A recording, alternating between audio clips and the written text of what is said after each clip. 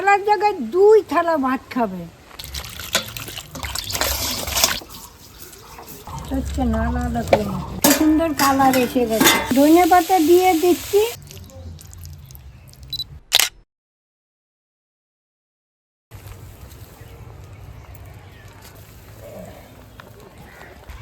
দেখো কি সুন্দর ফুল। সকালে আসলে আরো ফুল পাওয়া যেত গো।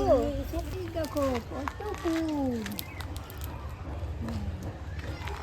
দেখেছো টাটকা ফুল। আজকে সকালে এই ফুলগুলো টাটকা টাটকা সজনে ফুলগুলো তুলেছি, দেখুন কি সুন্দর। এই ফুল দিয়া আজকে এরকম একটা রান্না করব, 1 থালার জায়গায় 2 থালা ভাত খাবে।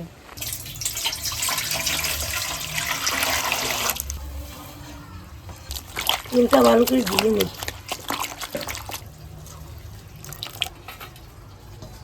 নেচে গেছে তাই না। এই সজনা ফুল কি সজনের ডাঁটা কি সজনের পাতা সবই খাওয়া উপকার, জানেন, সবই খাওয়া যায়, সবই শরীরের পক্ষে খুবই ভালো।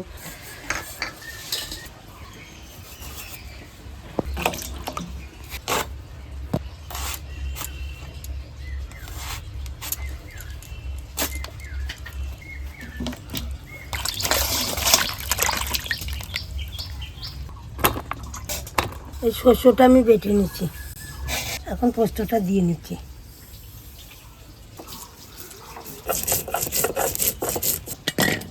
বেগুনও দিলাম, একসাথে সব কিছু দিয়া মেখে নিচ্ছি। পোস্তটাও দিয়ে দিচ্ছি।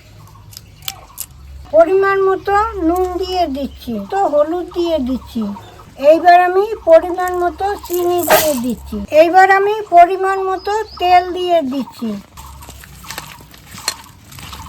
এবার লাস্টে আমি সজনের ফুলটা দিচ্ছি, আলা আলা করে মাখতে হবে তো। হচ্ছে না, আলা আলা করে সব কিছু ঢেলে দিচ্ছি। এর মধ্যে জল দেওয়া যাবে না, সজনের ফুলের জলই বেরিয়ে যাবে। এবার উনান ধরে গেছে, আমি কড়াটা বসিয়ে দিচ্ছি।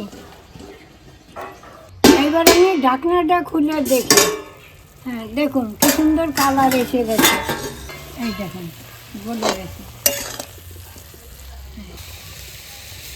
এবার একটু ধনে পাতা দিয়ে দিচ্ছি। এবার অল্প একটু কাঁচা তেল দিয়ে দিচ্ছি। এইবার আমি নামিয়ে নিচ্ছি।